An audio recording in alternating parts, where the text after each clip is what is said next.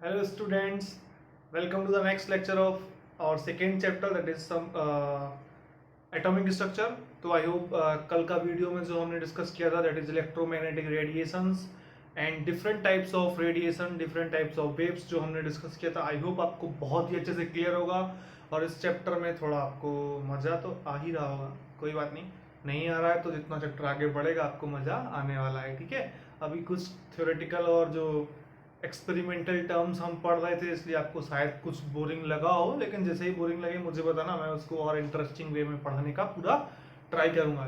ठीक है, सो कल जो हमने इलेक्ट्रोमैग्नेटिक रेडिएशन के बारे में देखा था, सो बेसिकली क्या था वो electromagnetic radiation wave nature show कर रहा था। तो वेव्स की प्रॉपर्टीज शो कर रहा था, मतलब अगर उस रेडिएशन के साथ में डिफ्रैक्शन, इंटरफेरेंस, ये कुछ प्रॉपर्टीज होती हैं वेव्स की, जो आप शायद वेव जो आपका चैप्टर आएगा फिजिक्स में उसमें आप पढ़ेंगे।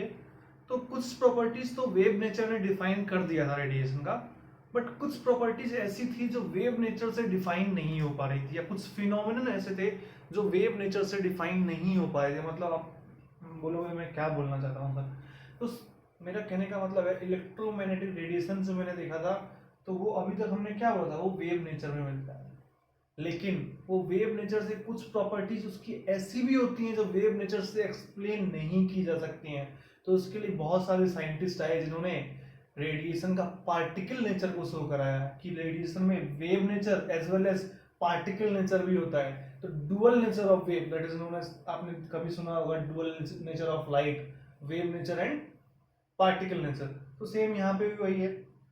ठीक है, तो वो फिनोमेनन क्या थे, बेसिकली वो फिनोमेनन थे कि जैसे कोई भी ब्लैक बॉडी, हॉट बॉडी को अगर हम हीट करते हैं तो उस टाइम पे जो रेडिएशन होता है वो क्या वेव नेचर को शो करता है, नहीं कर पाता है। उस अगर हम उस पर रिसर्च करते हैं, उसको बहुत सारा कुछ इन्वेस्टिगेशन करते हैं साइंटिफिक, तो हमको लगता है कि वो वेव नेचर ऐसा कभी नहीं कर सकता, क्योंकि वेव इज कंटिन्यूअस होता है। बट जो रेडिएशन होता है वो डिस्क्रीट फॉर्म में आता है, मैं अभी बताऊंगा आपको। ठीक है, डिस्क्रीट और कंटिन्यूअस का मैं क्या बोलना चाहता हूँ। ठीक है, तो एक तो वो नेचर था और एक था फोटो इलेक्ट्रिक इफेक्ट, तो उसके बारे में भी हम पढ़ेंगे। तो ये जो दो नेचर थे ये वेव नेचर डिफाइन नहीं कर पाया था, तो इसके लिए पार्टिकल नेचर दिया गया।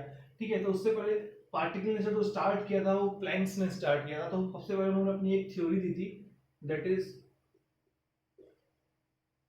प्लैंक्स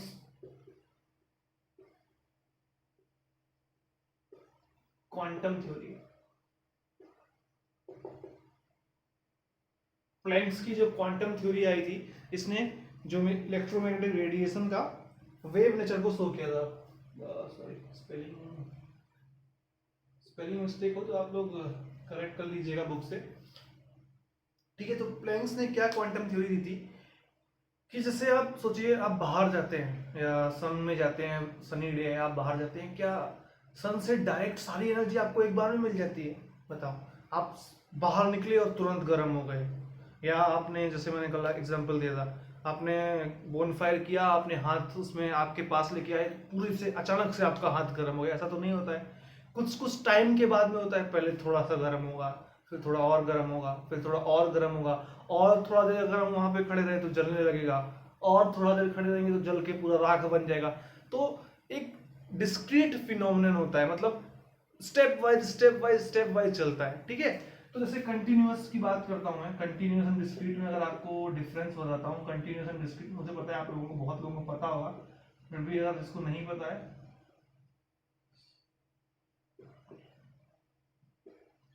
कंटिन्यूअस एंड डिस्क्रीट का मतलब क्या है? Suppose an example of stairs and lift.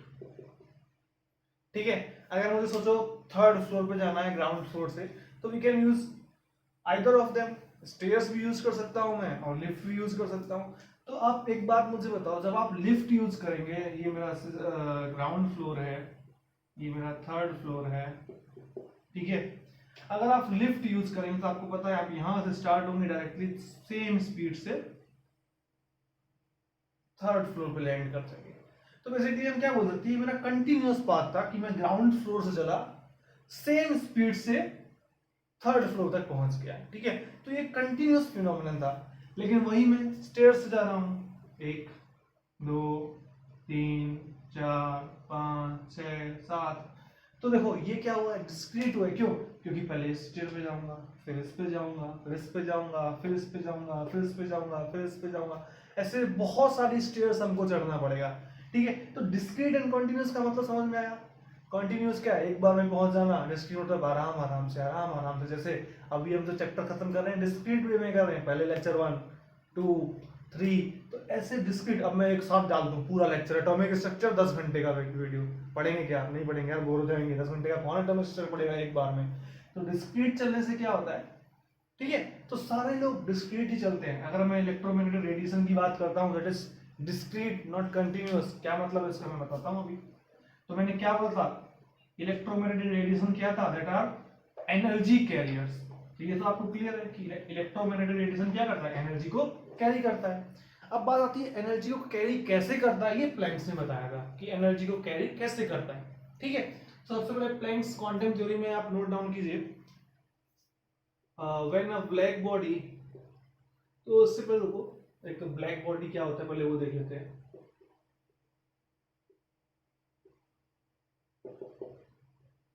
तो ब्लैक बॉडी होता क्या है, perfectly black body is what.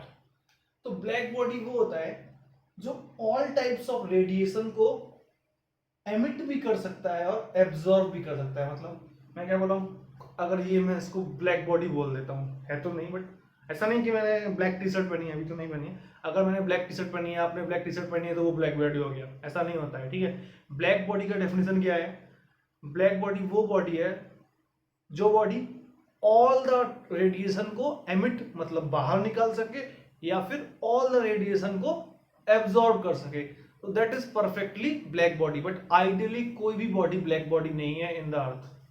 अर्थ में कोई भी बॉडी ऐसा नहीं है जिसको हम बोल सकें आइडियली परफेक्ट ब्लैक बॉडी है। तो ये आइडियली है, आइडियल टर्म होता है ब्लैक बॉडी। रियल में ब्लैक बॉडी कोई एग्जिस्ट नहीं करती जो सारे रेडिएशन को ले सके, सारे रेडिएशन को दे सके। अर्थ के बाहर अगर हम कंसीडर करते हैं तो सन को हम ब्लैक बॉडी कंसीडर कर सकते हैं, बिकॉज सन से क्या होता है, all type of radiation are coming out and absorb भी होता है। ठीक है, तो बेसिकली ब्लैक बॉडी क्या है, that is a body that can emits and absorbs all forms of radiation, all form of radiation। ठीक है, जो सारे टाइप्स के रेडिएशन को या तो बाहर निकाल सकता है या तो अंदर ले सकता है। ठीक है, तो ideally this is ideal term basically. तो दुनिया में कोई भी आइडियल नहीं है यार। कंप्लीट कौन होता है, परफेक्ट कौन होता है, कोई नहीं है। ठीक है, सो हम कंसीडर कर लेते हैं एक हॉट बॉडी को या किसी हॉट आयरन बॉल को प्लैंक्स ने एक ब्लैक बॉडी का नाम दे दिया था। उन्होंने बोल दिया था कि मैंने सपोज इसको ब्लैक बॉडी कंसीडर कर लिया है, ये ऑल टाइप ऑफ रेडिएशन को एब्जॉर्ब कर सकता है और एमिट कर सकता है। हो सकता है वो थोड़ा बहुत इधर उधर कम ज्यादा करे, लेकिन उससे जरूरत नहीं है, हम आइडियली तो हमको मिलने वाला है नहीं। ठीक है, तो प्लैंक्स ने एक रिसर्च किया, एक एक्सपेरिमेंट किया। तो उन्होंने क्या बोला, when black body is heated, when black body is heated it emits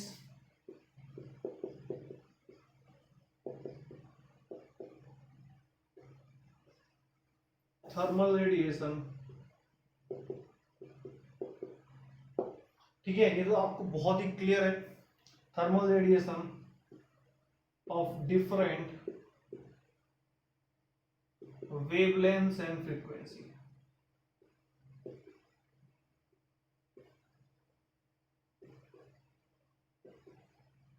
ये तो आपको क्लियर है। अगर मैं सोचो कोई भी बॉडी है यार, इसको मैं मार्कर को जलाता हूँ, ठीक है, तो क्या करेगा, जब मार्कर को जलाऊंगा तो इट एमिट्स थर्मल रेडिएशन, मतलब ये कुछ ना कुछ हीट एनर्जी आपकी तरफ एमिट करेगा।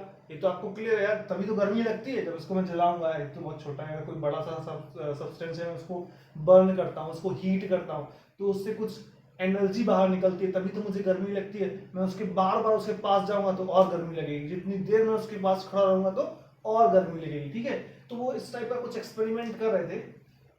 जब उन्होंने किसी बॉडी को हीट किया तो उसमें कुछ थर्मल रेडिएशन हुआ, ये तो हम सभी जानते हैं, लेकिन उन्होंने सोचा कि क्यों होता है ऐसा। ठीक है, तो उसके लिए उन्होंने क्या बोला, to explain this radiation, Planck proposed a theory.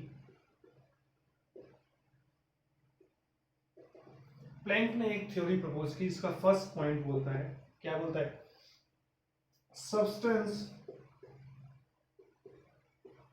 देखो प्लैंक ने क्या बोला, जब हम किसी को हीट करते हैं तो थर्मल रेडिएशन निकलता है, तो उसके अकॉर्डिंगली वो थर्मल रेडिएशन किस टाइप का होता है, वो इलेक्ट्रोमैग्नेटिक रेडिएशन किस टाइप का होता है, तो उन्होंने क्या बोला, सब्सटेंसेस रेडिएट और एब्जॉर्ब्स, रेडिएट्स और absorbs energy.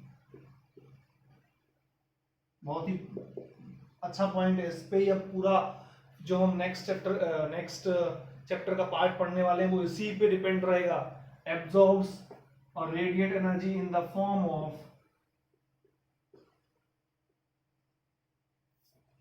Small packets,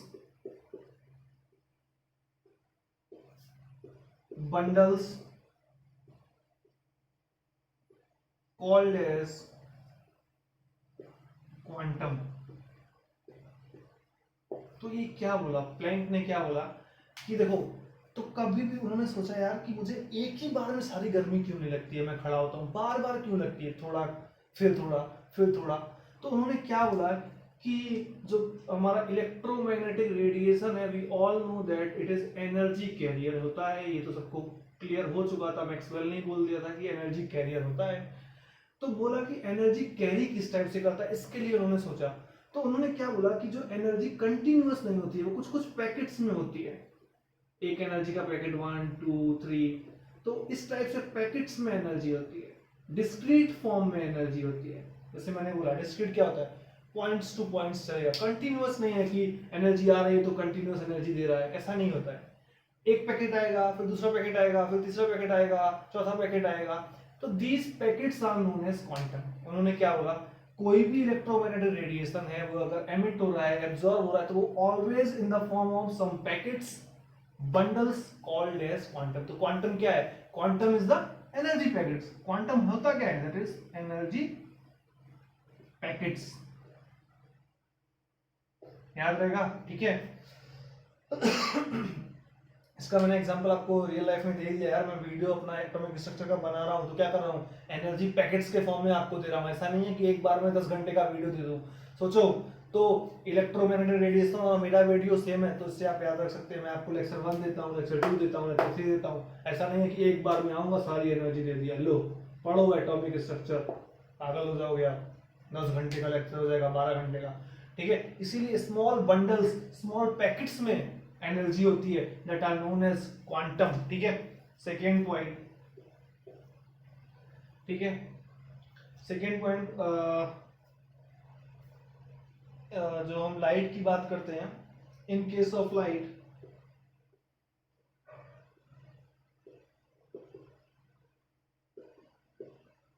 quantum is known as photon, ठीक है। तो फोटोन भी क्या है, एनर्जी पैकेट है, बट जब हम एक perfect specific type of electromagnetic radiation that is light, normal light की बात करते हैं, तो दैट इज क्वांटम को उस टाइम पे जो क्वांटम या पैकेट्स को क्या बोल देंगे, फोटोन। तो फोटोन और क्वांटम में कोई डिफरेंस नहीं है, फोटोन क्वांटम में सेम है, बट जब स्पेसिफिक लाइट की बात करते हैं तो उसको फोटोन बोल देते हैं, ठीक है, क्लियर, ठीक है। नोट करो नेक्स्ट पॉइंट। नाउ अब बात आती है कि इसका मैं इसको हटा देता हूँ, आप दो पॉइंट को नोट कर लीजिए, अब मैं इसको हटाता हूँ, ठीक है।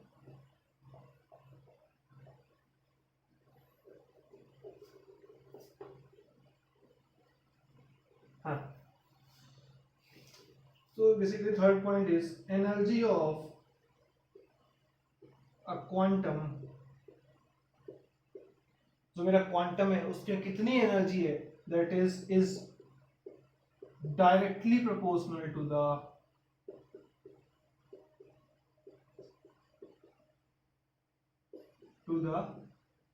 frequency of radiation। बहुत ही ज्यादा काम आने वाली चीज है, फ्रीक्वेंसी ऑफ रेडिएशन। तो प्लैंक ने क्या बोला, ये तो बोल दिया कि एनर्जी के फॉर्म में, सॉरी, एनर्जी जो होती है वो पैकेट्स के फॉर्म में रहती है, क्वांटम के फॉर्म में रहती है। तो उसमें बात करता हूँ तो ये क्वांटम में कितनी एनर्जी होती है, that is the directly proportional to the frequency of radiation. That means energy of one photon, that is E, is directly proportional to the frequency, that is nu. मैं फिर से सुन लो क्या बोल रहा हूँ। Energy that is E, energy of one photon, that is, अगर हम यहाँ पे लिखते हैं E is the energy of one quantum, basically one photon, nu is the frequency of radiation. पता है आपको, आई होप आपको फ्रीक्वेंसी, वेवलेंथ ये सब क्लियर होगा, ठीक है। एंड हाँ, तो E is directly proportional to the nu, that is frequency. तो जब इसमें इस प्रोपोर्शनल को हटाया तो कांस्टेंट लगा दिया गया, दैट इज, बोलो, h nu. E is equals to h nu, where h is nothing but Planck's constant. Planck ने दिया यार, अपना नाम दे दिया, चलो थोड़ा बहुत मेरा नाम भी याद रखो। प्लैंक ने बोल दिया कि E is equals to energy of one photon, E is equals to h, that is Planck's constant into the frequency। तो जो h की वैल्यू होती है, बताओ कितनी होती है, आप लोगों को शायद पता होगा, 6.62 into 10 to power minus 34। तो जो h की वैल्यू होती है वो 6.62 into 10 to power minus 34, और इसका जो यूनिट होता है जूल पर सेकेंड, इसको याद रखिएगा। तो जो Planck's constant h is 6.62 into 10 to power minus 34 joule second, ठीक है। Now E is equals to, अब we know that, हमने क्या पढ़ा था बताओ, nu is equals to c by lambda, ये हमने देखा था basically, nu into lambda is equals to c, ये हमने लास्ट लेक्चर में देखा था। तो nu will be equals to c by lambda, तो E will be also equals to hc by lambda, और we can say that lambda is the wavelength of radiation। I hope अभी आपको ये बहुत अच्छे से क्लियर होगा मैं क्या बोल रहा हूँ। E is equals to hc by lambda, where lambda is the wavelength of that radiation, ठीक है। तो ये दो फॉर्मूले आपको हमेशा याद रखने हैं। E, where E is the energy of one photon, that is always equals to h nu, h is Planck's constant and nu is the frequency of radiation, or we can say that E is equals to hc by lambda। तो I hope ये आपको अच्छे से clear होगा, इसको note down कीजिए।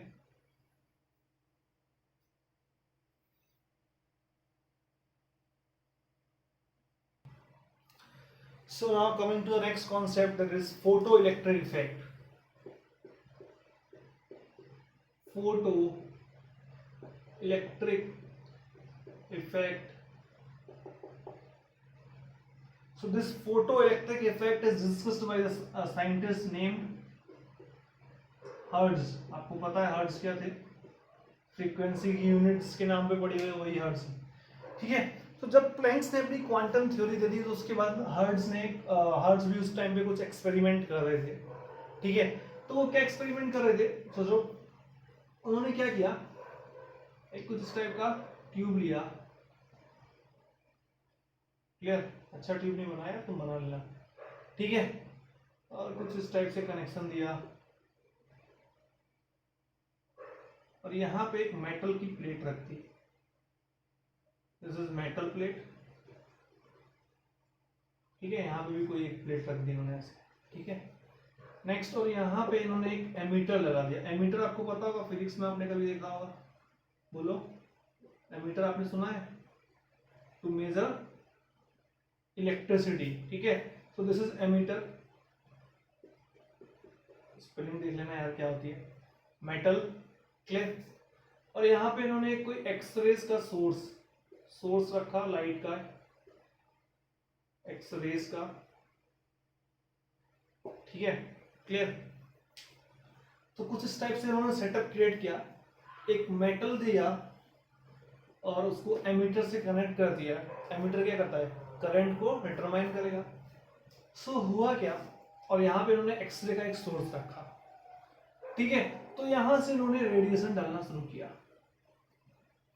ठीक है। रेडिएशन या वेव्स जो भी था, इलेक्ट्रोमैग्नेटिक रेडिएशन इन्होंने यहाँ पे डालना स्टार्ट किया मेटल के ऊपर, मैं क्या बोला, मेटल के ऊपर रेडिएशन डालना इन्होंने स्टार्ट किया, तो रेडिएशन का कुछ फ्रीक्वेंसी होती है, वेवलेंथ होती है, वी ऑल नो दैट। तो उसका जो एनर्जी था E is equals to h nu हो गई। एक रेडिएशन लिया इन्होंने E is equals to h nu का, अगर मैं बोलूँ उस रेडिएशन का फ्रीक्वेंसी इज न्यू, तो उसका एनर्जी कितना हो जाएगा, E will be equals to h nu. इन्होंने यहाँ से रेडिएशन डालना स्टार्ट किया, तो एक फ्रीक्वेंसी डाला, यहाँ पे कुछ भी इफेक्ट नहीं हुआ। फिर थोड़ा और फ्रीक्वेंसी बढ़ाया, कुछ इफेक्ट नहीं हुआ। थोड़ा और फ्रीक्वेंसी बढ़ाया, कुछ इफेक्ट नहीं हुआ। फिर थोड़ा और फ्रीक्वेंसी बढ़ाया, इन्होंने क्या देखा कि डिफ्लेक्शन मिला इनको एमीटर में। तो एमीटर में डिफ्लेक्शन का मतलब क्या है, इलेक्ट्रिसिटी पास हुई। मैं क्या बोला, जब इन्होंने सोचो, मैं एक एग्जांपल लेता हूं, इन्होंने 2 हर्ट्ज की फ्रीक्वेंसी डाली, कुछ नहीं हुआ। 3 का डाला, कुछ नहीं हुआ। 4 का डाला, कुछ नहीं हुआ। 5 का डाला, जैसे ही इन्होंने 5 का डाला, कुछ यहाँ पे डिफ्लेक्शन शो किया एमीटर ने। दैट मींस यहाँ से कहीं ना कहीं से करंट पास हुआ है, या basically we can say that electron का ट्रांसफर हुआ है। करंट पास कैसे होता है, इलेक्ट्रॉन का ट्रांसफर से तो करंट पास होता है। इलेक्ट्रिसिटी कैसे चलती है, because of transfer of electrons. ठीक है, तो जब मैं 5 डाला तो कुछ डिफ्लेक्शन हुआ था, 6 डाला फिर डिफ्लेक्शन, 7 डाला फिर डिफ्लेक्शन। तो इन्होंने एक चीज डिसाइड की, यार जब मैं इसमें कुछ पर्टिकुलर फ्रीक्वेंसी की रेज या रेडिएशन डालता हूं तो इलेक्ट्रॉन्स निकलते हैं। तो उस टाइम पे तो इलेक्ट्रॉन की खोज हुई नहीं थी, तो जैसे ही यहां से ये डालते थे, ठीक है, अरे यार इस मेटल पे यहां से हटाता हूं, दिस इज मेटल, यहां से रेडिएशन देते थे, यहां से कुछ इलेक्ट्रॉन्स निकलते थे। इन्होंने उस टाइम पे इस इलेक्ट्रॉन को नाम दे दिया फोटो इलेक्ट्रॉन। आपका मन इलेक्ट्रॉन बोलने का तो आप इलेक्ट्रॉन बोलो, नो प्रॉब्लम। ठीक है, मैं क्या बोल रहा हूं, एक पर्टिकुलर फ्रीक्वेंसी के बाद ही इलेक्ट्रॉन निकलना स्टार्ट होते थे, ऐसा नहीं है। और जब भी मेटल को चेंज करते थे, हर मेटल के लिए अलग अलग दैट फ्रीक्वेंसी होती थी। सोचो मैं क्या बोल रहा हूं, एक पर्टिकुलर फ्रीक्वेंसी के बाद ही इलेक्ट्रॉन निकलना स्टार्ट होते थे। तो दैट पर्टिकुलर फ्रीक्वेंसी का इन्होंने जो नेम दिया, दैट इज थ्रेशोल्ड फ्रीक्वेंसी। इन्होंने क्या बोला, अगर हम किसी भी मेटल प्लेट पे उसकी थ्रेशोल्ड फ्रीक्वेंसी, या तो अगर हम थ्रेशोल्ड एनर्जी की बात करते हैं, थ्रेशोल्ड एनर्जी क्या हो जाएगा, H इंटू थ्रेशोल्ड फ्रीक्वेंसी। तो अगर हम थ्रेशोल्ड एनर्जी से ज्यादा की एनर्जी देते हैं मेटल में, तो ऑलवेज इलेक्ट्रॉन्स रिलीज होते हैं, इलेक्ट्रॉन एमिट होते हैं। ठीक है, एक पर्टिकुलर फ्रीक्वेंसी के बाद की फ्रीक्वेंसी का रेडिएशन देते हैं, या बोल सकते हैं थ्रेशोल्ड फ्रीक्वेंसी का रेडिएशन देते हैं, या थ्रेशोल्ड फ्रीक्वेंसी से ज्यादा का रेडिएशन देते हैं, तो इलेक्ट्रॉन्स एमिट करते हैं। तो this phenomenon is known as photo electric effect. ठीक है, तो नोट डाउन करो,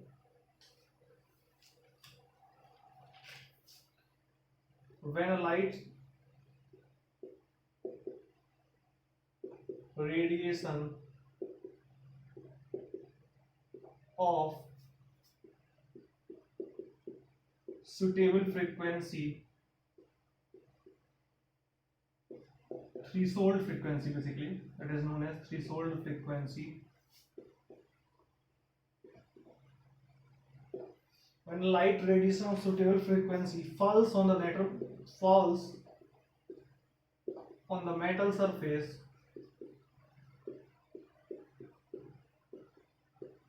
ठीक है, electrons are emitted.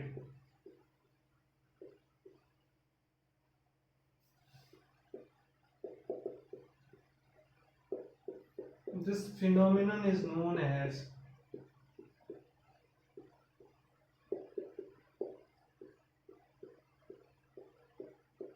photoelectric effect. ठीक है, तो क्या बोल रहा है, photoelectric effect, when a light radiation of suitable frequency, that is threshold frequency, falls on the metal surface, electrons are emitted. This complete phenomenon is known as photoelectric effect. तो कितना simple है, photoelectric effect क्या है, अरे किसी भी metal surface पे एक लाइट सोर्स डालो, एक पर्टिकुलर फ्रीक्वेंसी के बाद वो इलेक्ट्रॉन एमिट करना स्टार्ट कर देगा, तो that is known as photoelectric effect. ठीक है, अगर हम बात करते हैं थ्रेशोल्ड फ्रीक्वेंसी, समझना है आपको, डाउट नहीं होना चाहिए यार, बहुत बेसिक चीज है, आपको लगेगा क्यों याद रखूंगा थ्रेशोल्ड फ्रीक्वेंसी, लेकिन क्वेश्चन आएंगे यार इस पे। ठीक है, तो थ्रेशोल्ड फ्रीक्वेंसी का हम डेफिनेशन लिखते हैं, threshold frequency is the frequency below which threshold frequency is the frequency below which photoelectric effect does not occur. वाह, कितना अच्छी बात है। थ्रेशोल्ड फ्रीक्वेंसी वो फ्रीक्वेंसी है, अगर हम उस फ्रीक्वेंसी से नीचे जाते हैं, उस फ्रीक्वेंसी से कम जाते हैं, तो फोटो इलेक्ट्रिक इफेक्ट नहीं होगा। फोटो इलेक्ट्रिक इफेक्ट है क्या? Emission of electrons from the metal. तो अगर हम एक पर्टिकुलर फ्रीक्वेंसी में बोलता हूं, अगर मेरे पास कोई मेटल है, इसकी थ्रेशोल्ड फ्रीक्वेंसी में बोलता हूं अगर 6 हर्ट्ज है, ठीक है, तो अगर हम इसमें 1 हर्ट्ज देंगे तो क्या इलेक्ट्रॉन्स एमिट होंगे? नहीं होंगे, क्योंकि थ्रेशोल्ड फ्रीक्वेंसी नहीं रीच हुआ है। 2 हर्ट्ज देंगे तो होंगे? नहीं होंगे। 3 में होंगे? नहीं होंगे। 4 में होंगे? नहीं होंगे। 5 हर्ट्ज में होंगे? नहीं होंगे। लेकिन जैसे ही 6 हर्ट्ज देंगे तो इलेक्ट्रॉन्स एमिट हो जाएंगे। 7 हर्ट्ज देंगे तो इलेक्ट्रॉन एमिट हो जाएंगे, क्योंकि थ्रेशोल्ड फ्रीक्वेंसी से ज्यादा फ्रीक्वेंसी होनी चाहिए तो एमिट द इलेक्ट्रॉन्स, ठीक है। तो थ्रेशोल्ड फ्रीक्वेंसी है क्या? That frequency below which photoelectric effect does not occur, ठीक है। तो that is also represented by normal frequency is represented by nu and threshold frequency is represented by nu naught, ठीक है। normal frequency is represented by nu and threshold frequency is represented by nu naught, or sometimes it is written as nu t, that is threshold frequency. Now threshold energy is also named as work function.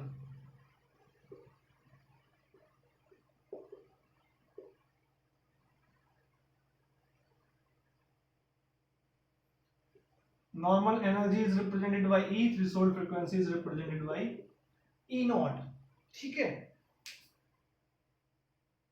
So threshold energy is the minimum energy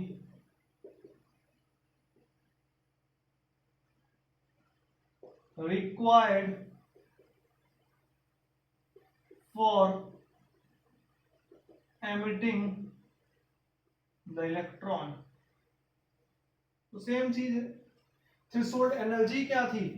that energy required for the emitting of electron. तो we know that E is equals to क्या होता है? h nu, ठीक है। तो E naught that is threshold energy will be equals to h nu naught, ठीक है। E naught that is threshold energy will be equals to h nu naught, ठीक है। तो मतलब इतना एनर्जी हमको चाहिए है तभी कोई भी एक इलेक्ट्रॉन लीव कर सकता है, एमिट कर सकता है। इससे ज्यादा हो जाएगी तो वो कुछ और भी करेगा, वो बाद में हम देखेंगे, ठीक है। लेकिन इससे कम एनर्जी दोगे तो इलेक्ट्रॉन एमिट नहीं करेगा। क्लियर है? आई होप ये आपको अच्छे से क्लियर होगा। और हाँ, आप एक चीज नोट कीजिए, वर्क फंक्शन और threshold energy is different for different metals, ठीक है। डिफरेंट फॉर डिफरेंट मेटल्स, ठीक है। रीजन क्या है? सोचो, अरे कोई एक मेटल है Na, तो उसका जो इलेक्ट्रॉन और न्यूक्लियस के बीच में इंटरेक्शन कैसा है? अब सोचो मैं क्या बोलता हूँ, अरे सोचो, कंफ्यूज नहीं होने, मैं क्या समझा रहा हूँ, ये डिफरेंट क्यों होती है? सोचो ये Na है, इसका इलेक्ट्रॉन ये है और इसका न्यूक्लियस ये है, ठीक है। तो ये इलेक्ट्रॉन को अगर मुझे निकालना है, ये तो इसके साथ है, इसके साथ अट्रैक्शन में है, इस न्यूक्लियस के साथ, तभी तो उसके चारों तरफ घूम रहा है। अब सोचो मुझे इसको निकालना है बाहर, तो मुझे एनर्जी देनी पड़ेगी। कितनी एनर्जी देनी पड़ेगी? जितनी एनर्जी से ये खींच रहा है अपने इलेक्ट्रॉन को, मैं उससे थोड़ी सी भी ज्यादा एनर्जी दे देता हूं तो क्या हो जाएगा? इलेक्ट्रॉन बाहर निकल जाएगा। अब सोचो ये मार्कर को कोई इधर खींच रहा है, लेकिन मुझे उधर खींच के ले जाना है, तो मुझे कितनी एनर्जी देनी पड़ेगी? जो इस साइड खींच रहा है उससे थोड़ी सी भी ज्यादा एनर्जी अगर मैं दे दूंगा तो खींचा चला जाएगा, ठीक है। तो इसमें कोई नई चीज नहीं है। तो हर एक मेटल के लिए अलग अलग चीज होती है यार। सोडियम के लिए अलग होगा, किसी और मेटल की अगर हम बात करेंगे, किसी और कंपाउंड की, तो उसके लिए अलग होगा, क्योंकि सारे जो एटम्स हैं वो अलग अलग एनर्जी से इलेक्ट्रॉन को अपनी तरफ खींचते हैं। तो सबके लिए जो थ्रेशोल्ड एनर्जी होगी वो क्या होगी? डिफरेंट होगी। उसको नोट डाउन कीजिए, ठीक है। क्लियर है ना? अब मैं इसको हटाता हूं।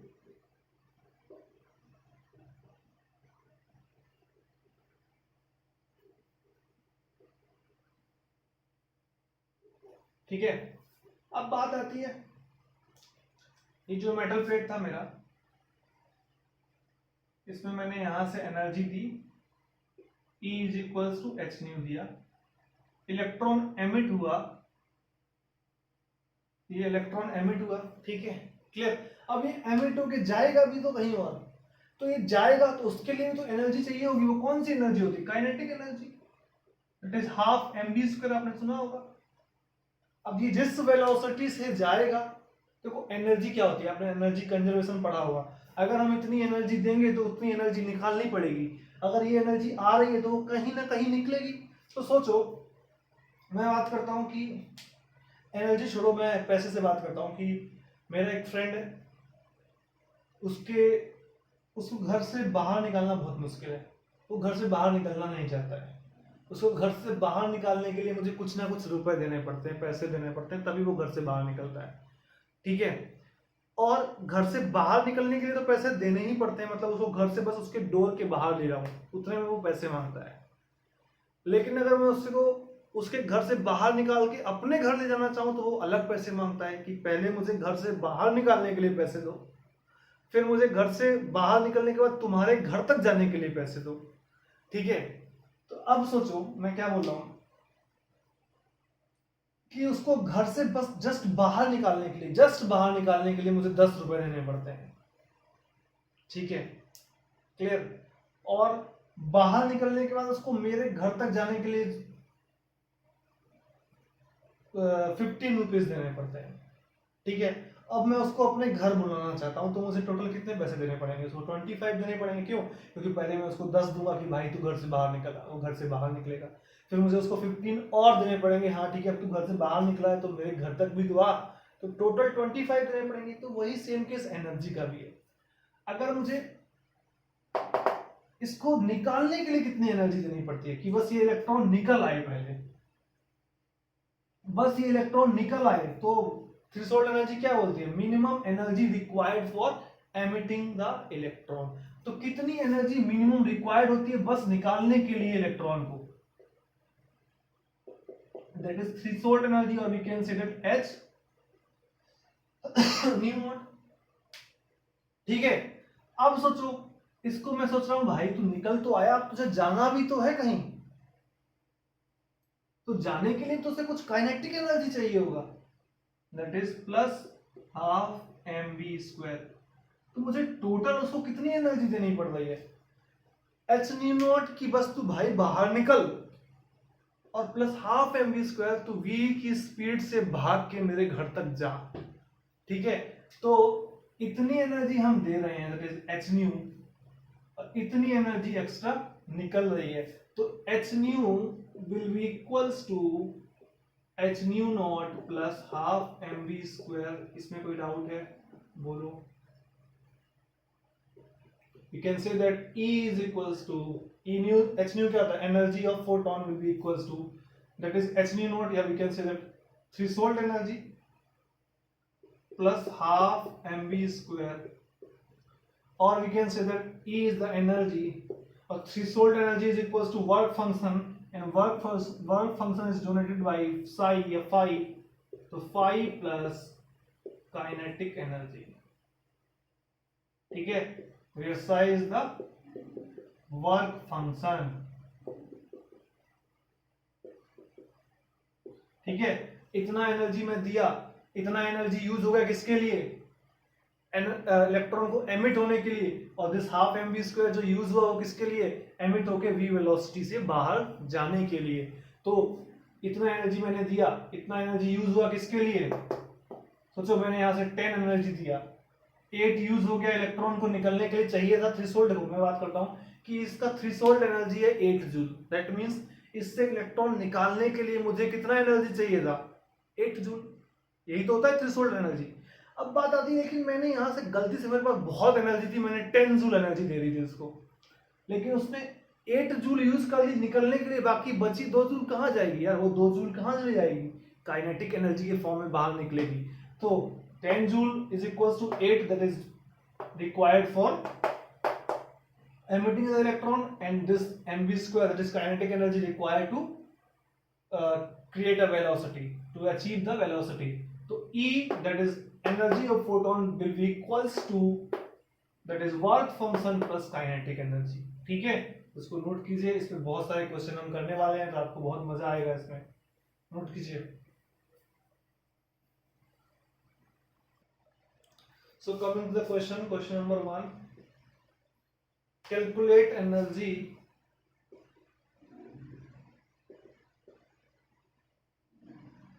of 1 mole of photon. Calculate energy of 1 mole of photons of radiation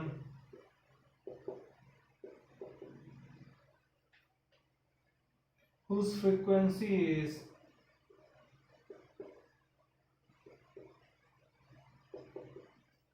5 into 10 to power 14 hertz. 5 into 10 to power 14 hertz. Clear? तो क्या बोला है क्वेश्चन में? We have to calculate the energy of 1 mole of photons of radiation. Frequency is given. तो note करो, frequency nu is equals to 5 into 10 to power 14 hertz. Now, जो हमने planks की क्वांटम थ्योरी देखा था उसमें क्या बोला था? Energy is directly proportional to the photon, sorry frequency of photon. Energy of photon is directly proportional to the frequency of photon, और वी कैन से दैट, हमने फॉर्मूला भी निकाला था, एनर्जी ऑफ वन फोटोन या one quantum is equals to energy is equals to h nu, where h is the Planck's constant and nu is the frequency. ठीक है, clear? तो energy of one photon हम निकाल सकते हैं, E H into new कर दो, H की वैल्यू कितनी होती है? 6.62 into 10 to power minus 34 into nu कितना है? 5 इंटू 10 टू पावर 14। ठीक है, तो कैलकुलेट करेंगे एनर्जी ऑफ वन फोटोन या कितना आता है कैलकुलेशन करने पे, आप लोग कैलकुलेट कीजिए इस बार, मेरे पास तो है calculation, that is 3.313 into 10 to power minus 19, energy है तो जूल्स। क्लियर? ठीक है, बट क्वेश्चन में क्या बोला है? We have to calculate the energy of 1 mole of photon. तो 1 फोटोन का इतना एनर्जी है, तो 1 मोल ऑफ फोटोन का कितना होगा? 1 mole of photons is equals to Avogadro number 6.022 या 023 जो भी आपको लिखना है, is 10 to power 323 photons. 1 mole of photon में कितने फोटोन होंगे? इतने। तो energy of 1 mole of photons कितना हो जाएगा? बोलो, एक फोटोन का एनर्जी इतना है, तो इतने फोटॉन्स का कितना हो जाएगा? 6.022 into 10 to power 23 into 3.313 into 10 to power minus 19। Calculate कीजिए, आंसर मुझे बताइए, मेरे पास आंसर है, दैट इज 199.51 किलो जूल पर मोल भी लिख सकते हैं, क्योंकि एक मोल का है, तो एक मोल का एनर्जी कितना आ गया? 199.51 किलो जूल पर मोल। ठीक है, तो आई होप आपको क्लियर होगा। पहले हमने क्या किया? एनर्जी ऑफ 1 फोटोन निकाला, then we also know that 1 mole of photon में कितने फोटोन होते हैं? इतना। तो energy of 1 mole of photon we can calculate easily. हटाऊं मैं इसको, चलो नोट कीजिए आप लोग। सेकेंड क्वेश्चन पे आते हैं, बहुत ही इजी क्वेश्चन था यार, कुछ नहीं है इसमें। सेकेंड क्वेश्चन की जब बात करते हैं,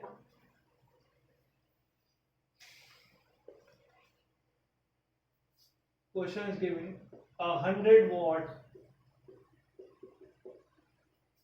bulb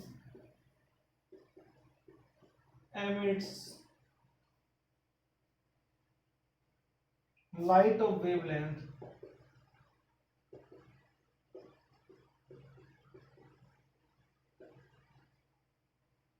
400 nanometers. Clear? Calculate the number of photons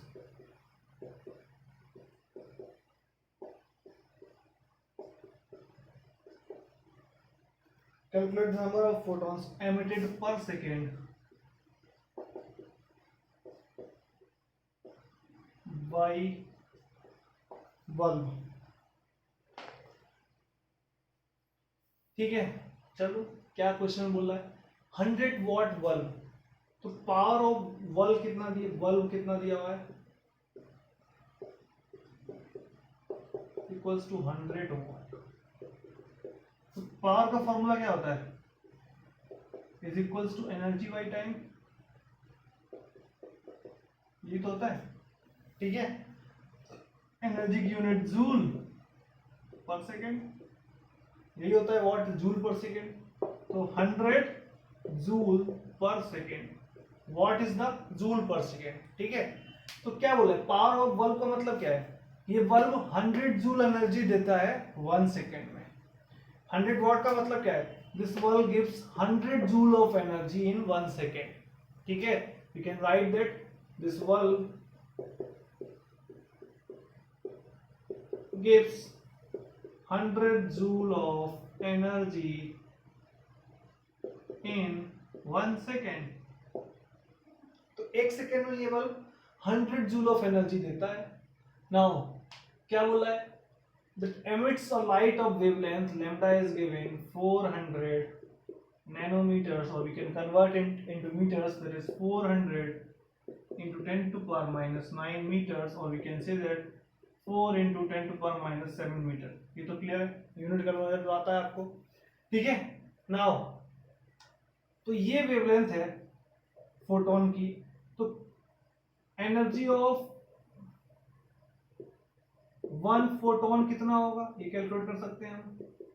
E is equals to h nu, or we can say that E is equals to h c by lambda, ठीक है। h is 6.62 into 10 to power minus 34, c is 3 into 10 to power 8 metre पर second, divide by lambda, lambda हमने calculate किया कितना 4 into 10 to power minus 7। तो energy of 1 photon कितना आता है, कैलकुलेट कीजिए, इसका आंसर जो आ रहा है 4.9 into 10 to power minus 19। Clear, देखो रेडिएशन दिया था, उसका वेवलेंथ इतना था, तो हम यहाँ से वेवलेंथ से एनर्जी ऑफ 1 फोटोन कैलकुलेट कर सकते हैं, तो हमने कैलकुलेट कर लिया, ठीक है। तो 1 फोटोन की इतनी एनर्जी है, लेकिन मुझसे बोल रहा है जो बल्ब है वो 1 सेकेंड में 100 जूल ऑफ एनर्जी देता है। सोचो मैं बोलता हूँ कि एक बल्ब है जो 100 जूल एनर्जी देता है, लेकिन उसमें जो फोटॉन्स हैं, एक फोटोन के पास 10 जूल एनर्जी है। तो 100 जूल एनर्जी अगर निकल रही तो कितने फोटोन निकल रहे हैं, 10 photon, because 100 divide by number of photons. तो we have to calculate number of photons, हमको कैलकुलेट करने हैं, number of photons per second calculate करने हैं। तो टोटल एनर्जी निकल रही है 100 जूल, एक फोटोन की एनर्जी है इतना, तो 100 divide by 4.9 into 10 to power minus 19 joule. तो यहाँ से आंसर कैलकुलेट कीजिए, आंसर कितना आता है इसमें 2 into 0 into 10 to power 20 photons, ठीक है। आई होप क्लियर होगा। पहले क्या किया, एक फोटोन की एनर्जी निकाल लिया है, और बल्ब इतनी एनर्जी दे रहा है, तो बल्ब में कितने फोटोन है हम निकाल सकते हैं यार। उससे बोले कि एक एप्पल का वेट अगर सोचो एक एप्पल का वेट अगर 200 ग्राम्स है, ठीक है, लेकिन एक जो मेरे पास कंटेनर है उसमें उसका जो वेट है 1000 ग्राम्स है, और एक एप्पल का वेट है 200 ग्राम्स, उसमें जो वेट है 1000 ग्राम्स, तो उसमें कितने एप्पल्स हैं निकाल सकते हैं कैसे, 1000 डिवाइड बाई 200। तो यही चीज है, एक एनर्जी फोटोन का एनर्जी इतना है, टोटल एनर्जी पावर जो कितना था बल्ब का 100 जूल्स था, तो एक सेकंड में कितने फोटोन एमिट कर रहा होगा bulb, 2 into 10 to power 20 photons.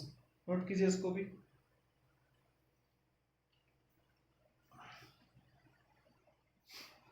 Now question number 3 is given, that is based on the photoelectric effect जो हमने लिखा था। क्या बोला, calculate the velocity of electron ejected from platinum surface when radiation of 100 nanometers falls into it, work function of platinum is इतना। so we know that हमने क्या निकाला था, energy of photon is equals to work function plus kinetic energy। ये relation आपको याद होगा, energy of photon is equals to work function plus kinetic energy, ठीक है। now calculate energy of photon।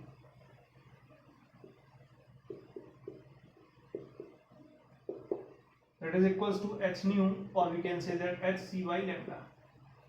now radiation given है, radiation of 200 nanometres, तो क्या given है, फ्रीक्वेंसी और वेवलेंथ। नैनोमीटर से तो फ्रीक्वेंसी है कि वेवलेंथ है, वेवलेंथ है, तो वेवलेंथ कितना गिवन है, 200 nanometers, or we can say that 200 into 10 to power minus 9 meters, or we can say that 2 into 10 to power minus 7 meters. So now we can calculate. H is 6.62 into 10 to power minus 34, C is 3 into 10 to power 8, divide by lambda कितना है, 2 into 10 to power minus 7. Clear. So यहाँ से जो energy of photon आया calculate कीजिए, कितना आ रहा है, मेरे पास आंसर कितना दिया हुआ है, 9.9 into 10 to power minus 19 joules. तो ये एनर्जी ऑफ फोटोन आ गया, ठीक है। दैट इज यहाँ पे पुट करते हैं 9.9 into 10 to power minus 19 is equals to psi, phi क्या था, फाई का वर्क फंक्शन कितना दिया है, 5 इलेक्ट्रॉन्स वोल्ट, जूल में कन्वर्ट करना पड़ेगा क्योंकि एनर्जी को हम जूल में रखते हैं, और ये मुझे इलेक्ट्रॉन वोल्ट में दिया हुआ है, तो क्या बोल रहा है, 1 electron volt is equals to 1.6 into 10 to power minus 19 joules. तो 5 इलेक्ट्रॉन वोल्ट कितना हो जाएगा, 5 into 1.6 into 10 to power minus 19 plus kinetic energy, so we can calculate kinetic energy here, ठीक है। तो kinetic energy will be equals to this minus this, ठीक है। तो कितना आएगा, तो 9.9 माइनस 5 into 1.6 that is 8, ठीक है ना, 8 ये होगा into 10 to power minus 19 joules, or we can say that is 1.9 into 10 to power minus 19 joules आ गया, ठीक है। काइनेटिक एनर्जी मुझे इसका मिल गया, but we have to calculate the velocity and we know that kinetic energy is equals to half mv square, ठीक है।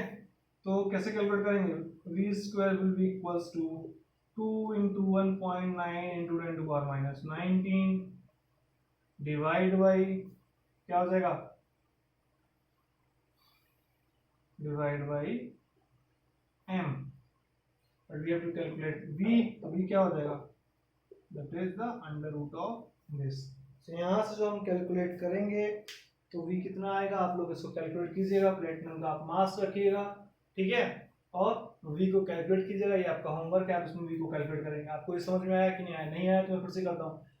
Photo electric effect का क्वेश्चन था, क्या बोला था, वेलोसिटी ऑफ इलेक्ट्रॉन मुझे निकालना है, कब रेडिएट करता है इससे, व्हेन रेडिएशन ऑफ 200 नैनोमीटर्स। तो रेडिएशन बोला कि 200 नैनोमीटर्स का रेडिएशन, मैंने प्लेटिनम सरफेस था मेरे पास, उस पे उसने 200 नैनोमीटर का रेडिएशन डाला, फोटोन निकला, तो क्या हो जाएगा, दैट इज वर्क फंक्शन, या we can say that threshold energy plus kinetic energy, तो this will be equals to this S nu, ठीक है। तो यही kinetic energy is equals to work function plus kinetic energy, ठीक है ना। तो एनर्जी ऑफ फोटोन हमने कैलकुलेट कर लिया, लैम्डा इज गिवन, तो ये आ गया, यहाँ पे एनर्जी ऑफ फोटोन रख दिया, psi is given 5 electron volt, उसको जूल में कन्वर्ट कर लिया और काइनेटिक एनर्जी निकाल दिया। तो kinetic energy we all know that half mv square, so we can calculate the velocity, ठीक है। तो इसको आप कैलकुलेट कीजिएगा, ये आपका होमवर्क है। इसके बाद हम आपको 2-3 क्वेश्चन और करा देते हैं होमवर्क के लिए, आप उसको ट्राई कीजिएगा। तो आई होप आपको ये वीडियो समझ में आया होगा। आप इसको नोट्स परमानेंट बनाते रहिए, थोड़ा सा थ्योरेटिकल टॉपिक हो जाता है इसलिए आपको बोरिंग सा लग सकता है, लेकिन अब मैं इसीलिए न्यूमेरिकल करा रहा हूँ जिससे ये आपको थ्योरेटिकल ना लगे, ठीक है। तो होमवर्क में आपका जो क्वेश्चन नंबर 1 है, that is calculate the number of photons emitted in 10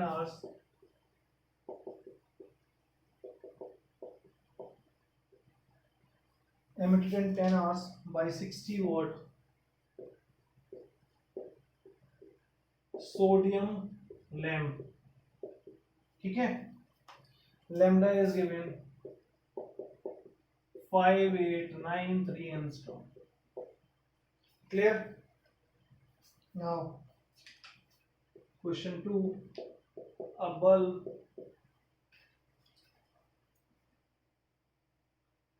emits a light of lambda is equals to 4500 angstrom. The bulb is rated as 150 watt and 8% of energy is emitted as light.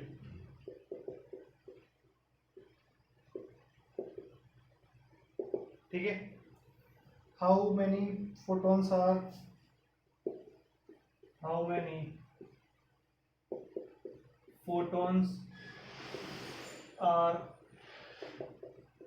emitted पर second. बहुत अच्छा question है, इसको try कीजिएगा। ये दो question, एक और क्वेश्चन देता हूँ क्या मैं।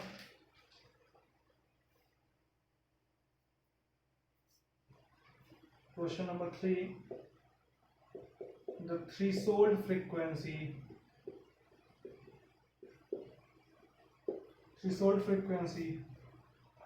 mu naught for a metal is 7 into 10 to power 14 second inverse.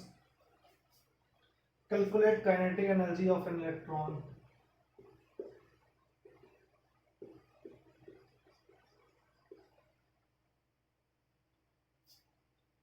Emitted when radiation of frequency mu is equals to 1.1 into 10 to power 15 second inverse hits the metal। ठीक है, सो होमवर्क के लिए मैंने ये 3 क्वेश्चन आपको दिए हैं, आप लोग इसको नोट कीजिएगा और तीनों को सॉल्व करने का ट्राई कीजिए। उससे पहले मैं आपको रिक्वेस्ट करूंगा कि आप एनसीईआरटी बुक उठाएं और जो आज मैंने प्लैंक्स क्वांटम थ्योरी और जो फोटो इलेक्ट्रिक इफेक्ट समझाया उसको एक बार उससे पढ़ें और अच्छे से नोट्स बनाएं और जो एनसीईआरटी में क्वेश्चन दिए उसको अटेम्प्ट करें।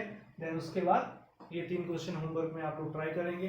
तो आई होप ये कॉन्सेप्ट आपको बहुत ही अच्छे से क्लियर हो जाएगा। बेसिकली इस चैप्टर में जो न्यूमेरिकल क्वेश्चन है वो इन्हीं 2 पार्ट से बहुत ज़्यादा पूछे जाते हैं, बोर्ड में भी और जेईई और नीट में भी। तो आई होप आपको बहुत अच्छे से समझ में आया होगा। तो ठीक है, मिलते हैं नेक्स्ट लेक्चर में। Thank you so much.